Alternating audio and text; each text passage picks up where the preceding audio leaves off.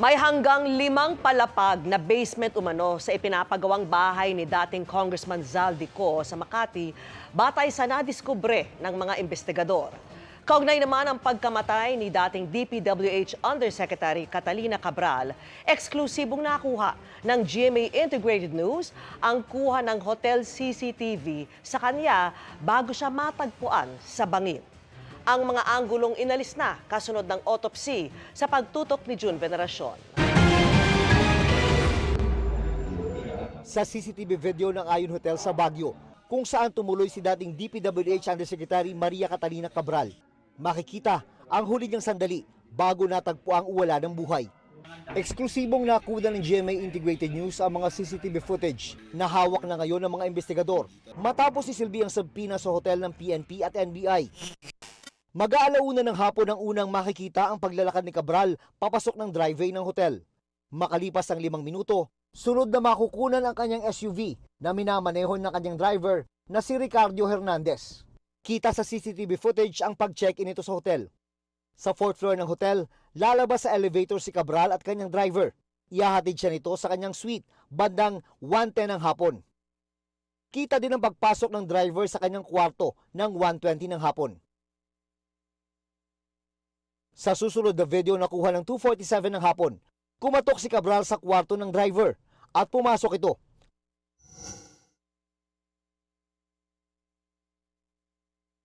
Pagkatapos ay magkasunod na silang lumabas. Makalipas ang ilang minuto ay umalis ang SUV na hinihinalang dumiretso na sa Cannon Road bago mag-alas 3 ng hapon. Hindi na nakuna ng pagbalik ng driver sa hotel ng pasado alas 5 ng hapon at ang pag-alis ulit ito pasado alas 6 naman ng gabi bago mag-report sa Baguio City Police Office Station 6 sa Cannon Road. Ang ibang nilalaman ng mga CCTV ay hindi na ipinakita sa GMA Integrated News dahil kasama ang mga ito sa malalimang investigasyon ng NBI at PNP. Nang imbestigahan at halugugin ang hotel room ni Cabral, nakuha ang isang kutsilyo at gamot sa kanyang bag. If we're talking about the knife or the items that were recovered, yung knife for self-protection, while the medications, we secured that. We also took tissues so that we can study if these medications were used. Sabi ng PNP, lumabas sa laboratory test na nagpositibo si Cabral sa isang uri ng antidepressant drug. Pero base sa mga ebidensya, pwede nang i-rule out ang foul play, sabi ni Interior and Local Government Secretary John Vic Rimulya. Ganun pa man, kailangan isailalim sa digital forensics ang cellphone ni Cabral. Kaya nag-apply na ng search warrant ang PNP sa korte para ito'y makuha. What we have to determine is whether, number one, there were threats to her life. Number two, if there were any conversations she had prior to the event. Number three, if there were still transactions pending. And number four, who was she conversing with in the week before the event? Kasama sa mga unang inimbestigahan ang driver ni Cabral. Pero sa ngayon, absuelto raw siya, sabi ni Rimulya. To our investigation so far, we see no conclusive links with him and the fall of Yusek Cabral. Sa pagsusuri sa biometric features ni Cabral, nalaman na sa kanya talaga ang katawan na natagpuan sa bangin sa Cannon Road. The fingerprints match, her pictures match. All the biometric features show that it is her with great degree of certainty.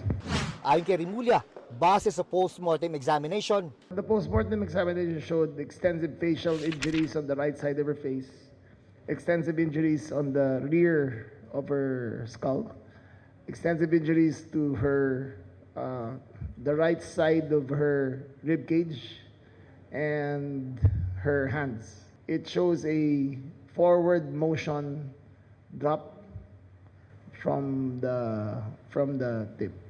sabi ni Rimulya, ang bangin sa Cannon Road kung saan nakita ang katawan ni Cabral ay malapit lang sa isang overpriced rock netting project na base sa investigasyon ay sasabit din ang dating DPWH official. It is usual in jump cases of suicide attempts when they jump that they take off their shoes. And it was apparent in that moment, I think her shoes were separate from the body, na tinanggal niya talaga sapatos niya bago siya tumakbo. At tumalon. So it shows the psychological patterns of a jump suicide. Sa pagpapatuloy naman ng investigasyon sa mga personalidad na sangkot sa flood control project scandal, may kakaibang nadiskubre ang mga investigador sa pinapagawang bahay sa Forbes Park ng isa sa principal figure sa kontrobersya, si dating Congressman Zaldico. Ayon kay Rimulya, nalaman nila mula sa Homeowners Association at construction plan na may ginagawang 5 palapag na basement sa bahay ni Ko. We always assume that it is for parking, but it is to our knowledge that it was going to be used for storage of money because fire goes upwards. So they put the money below in the lowest point of the house so that it won't be harmed if there is a fire. Para sa GMA Integrated News, June Veneracion, Nakatutok, 24 Oras.